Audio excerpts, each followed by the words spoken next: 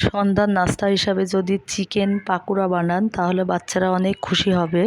আসসালামু আলাইকুম। আজকে আমি বানাবো চিকেন পাকোড়া বেসন দিয়ে।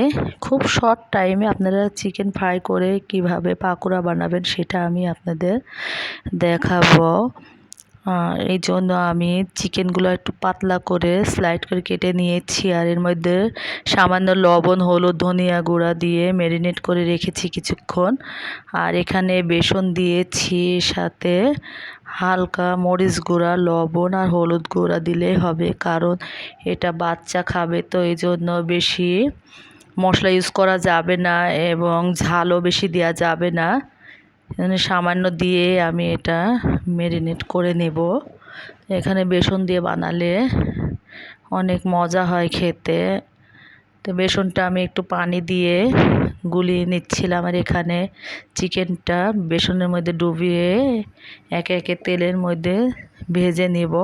আর চুলার আঁচটা অবশ্যই লো রাখতে হবে, না হলে উপরে ভাজাটা কড়া হয়ে যাবে কিন্তু ভিতরে কাঁচা ভাবটা থাকবে।